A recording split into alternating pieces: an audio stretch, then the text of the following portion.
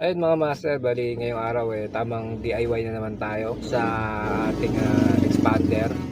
Dahil nung mga nakarang araw kasi napapansin ko, may naririnig na akong tumutunog dun sa habang nagpepreno ako.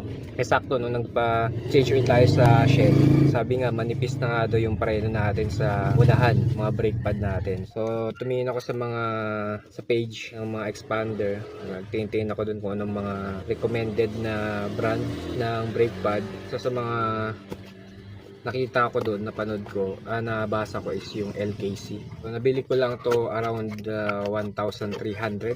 Napakamura. 4 na piraso na to. Bali 2 pares, kaliwa kanan. So ito yung kakabit natin kay expander, kay TomTom.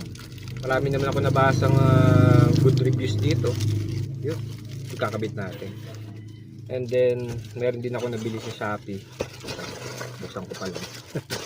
Ito yung ginagamit para di ba yung kasi yung piston nung brake pad, yung piston nung preno natin, dahil lumipis na yung brake pad niya, yung piston niya nandito na lang siya. So kung papalitan mo siya ng bago, kailangan mong itulak yung brake pad ay yung piston. So madalas ko nakikita ang ginagamit nila doon, C-clamp, ganyan. Meron talagang parang yung iniikot para tumulak din yung piston.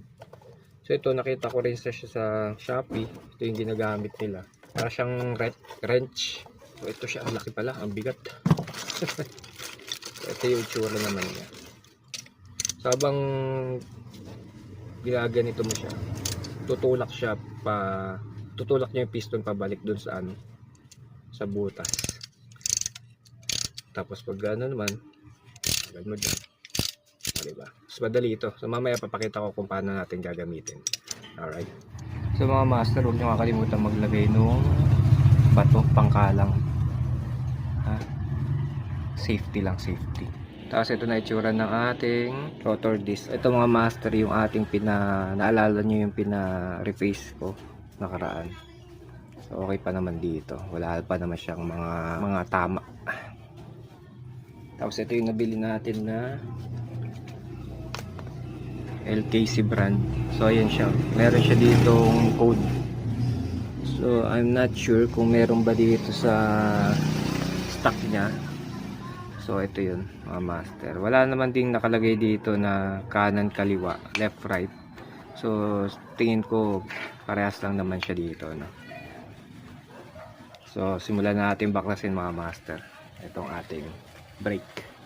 So ang una natin tatanggalin mga master, itong tornilyo nito, which is 14mm. Alright, 14. Ito, sa taas sa tornilyo, tamang luwag lang kasi iaangat lang natin siya dito.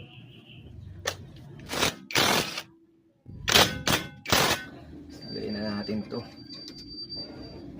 Tabi mo yung tornilyo, ha. Angat lang daw ito.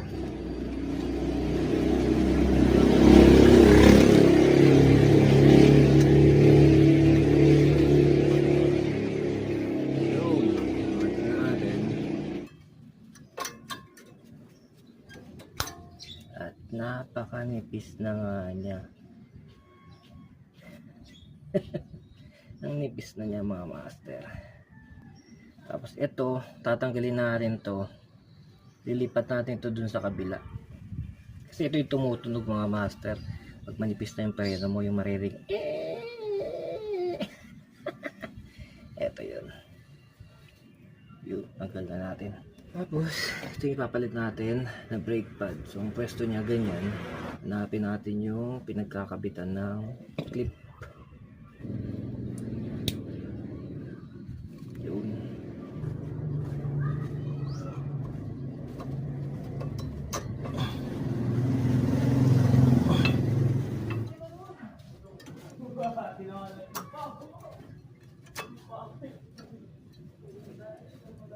Ito na siya mga master, yung bago nating brake pad. Tapos ito yung pinaka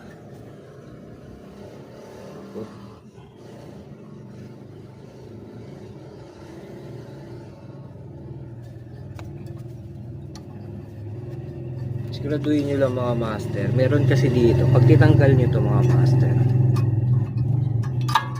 Meron siyang parang pinaka ano dito, ito.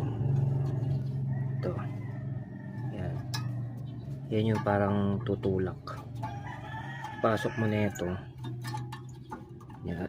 Naka ano siya.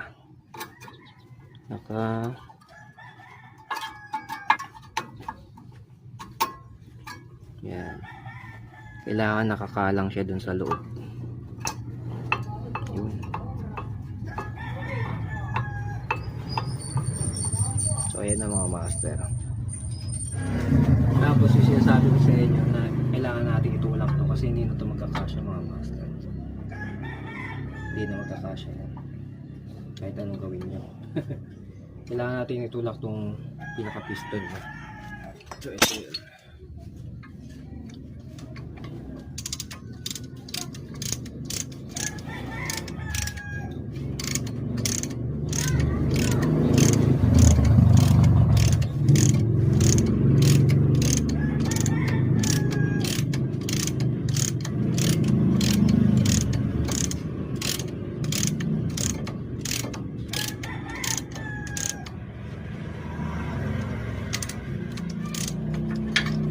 Diba? Naibalik na yung piston.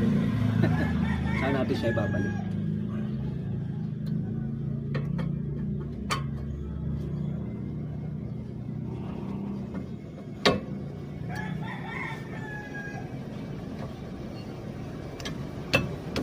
Yun. Ibalik na. Ganun lang kadali mga master. Yun mga master. Palit ka agad, di ba? Basic. So, start natin kasi kailangan natin bombahin yung preno niya. Kasi syempre yung piston nasa dulo. Kailangan natin bombahin yung preno para magkaroon ulit siya ng preno. Yun na wag nyo kakalimutan kasi baka mamaya magulat kayo wala kayong preno sa harap.